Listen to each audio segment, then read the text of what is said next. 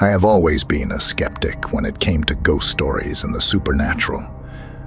That was until a series of events unfolded that left me questioning everything I believed in. It was an ordinary Friday night, and I had just finished a long day at work. I was looking forward to a quiet and restful weekend when my friend Sarah called me in a panic. She told me that something unimaginable had happened to her, something that sent shivers down my spine. Sarah lived in a quaint old house on the outskirts of town, a house that had been in her family for generations. It was a charming place with a rich history, but that history would soon reveal a darker side. It was around 3 a.m. when I received the call.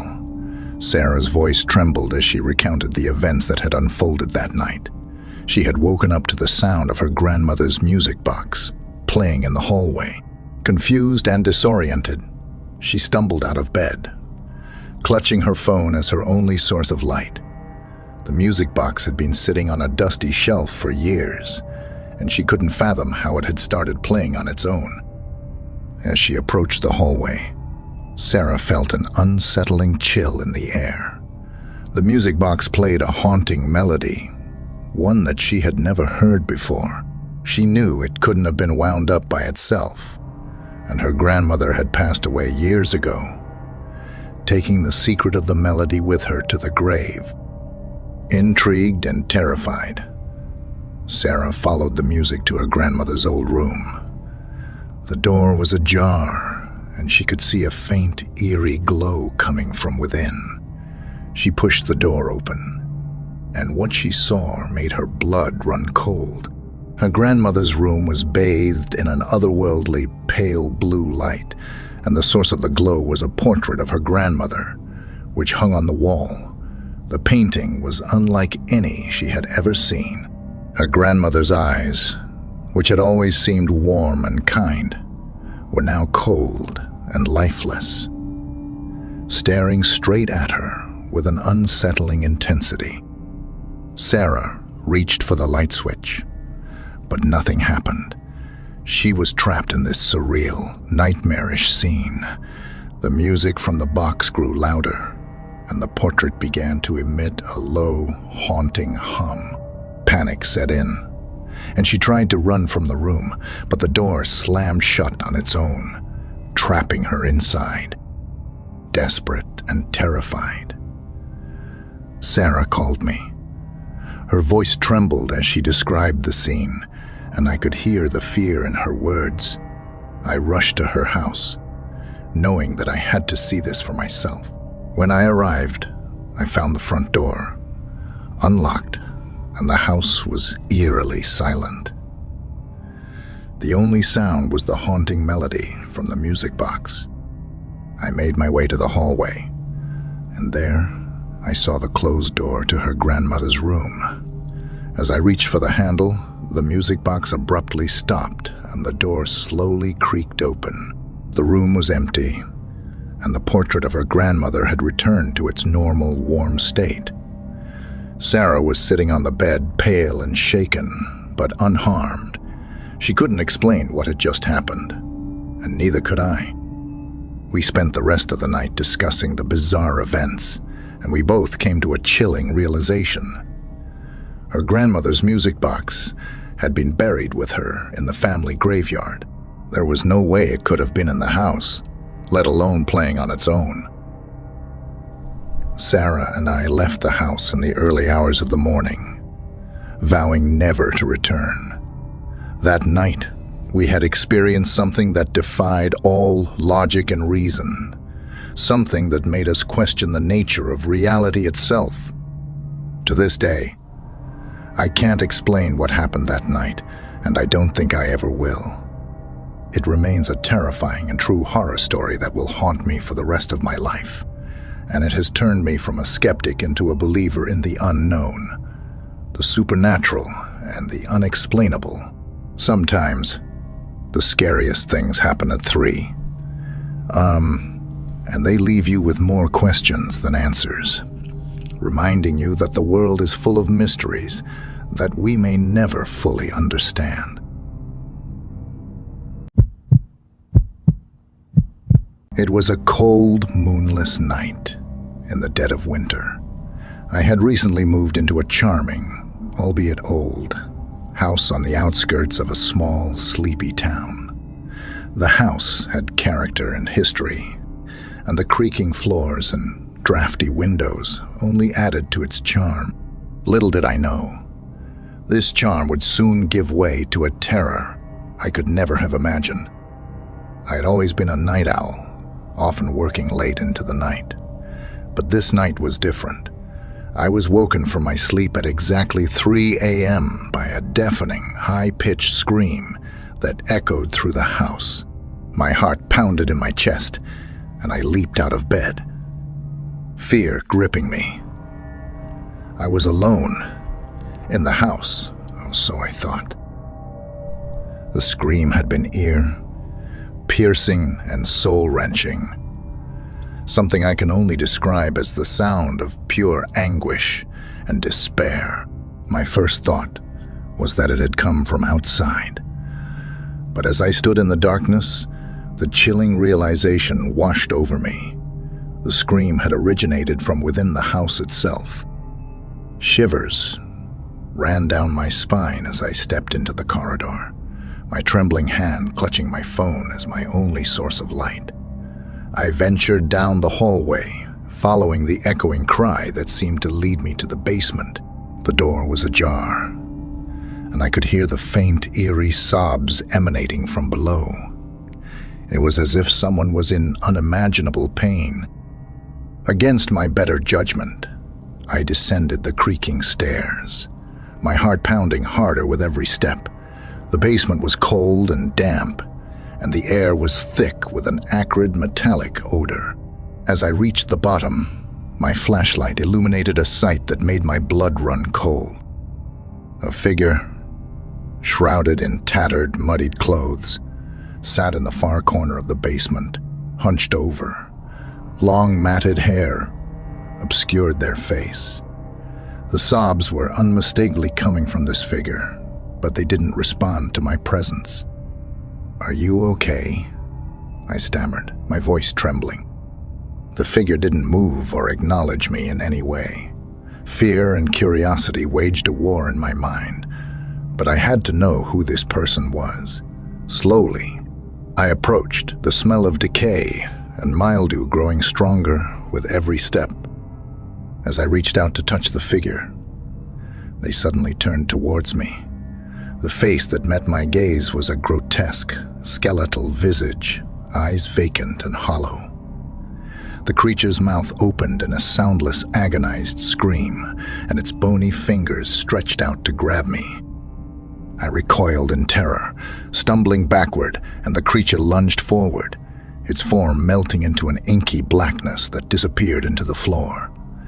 The basement was once again empty, save for the lingering stench of decay and a sense of malevolence that seemed to seep from the very walls. I rushed back upstairs and locked myself in my bedroom, my mind racing with confusion and fear. I tried to rationalize what I had seen. A nightmare, a hallucination, something brought on by stress or lack of sleep. But deep down, I knew that what I had encountered was all too real. The rest of the night was spent in a sleepless vigil, the darkness outside my window seeming to hide untold horrors. With the first light of dawn, I cautiously ventured out of my room and made my way to the basement. The air was still heavy with the same noxious odor, but there was no trace of the spectral figure.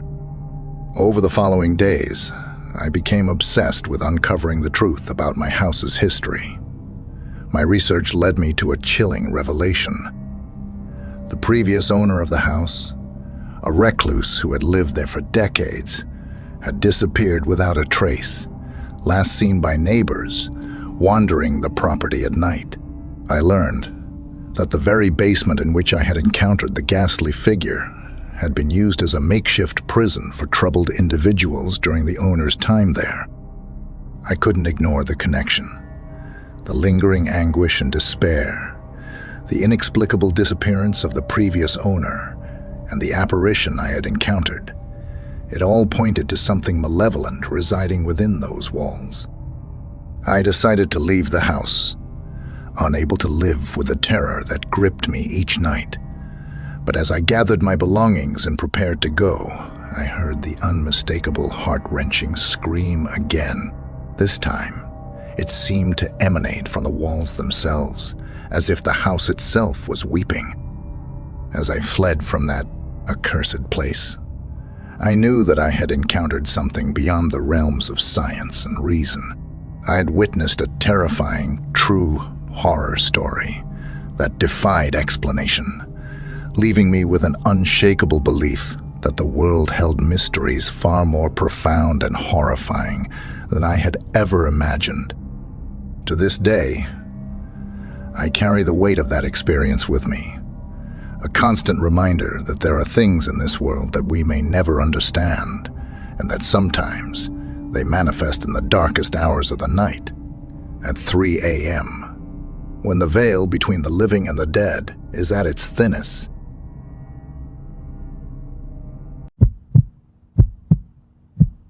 It was a crisp autumn evening, and the clock had just struck 3, after midnight, when I was jolted awake by a frantic phone call from my friend, Mark.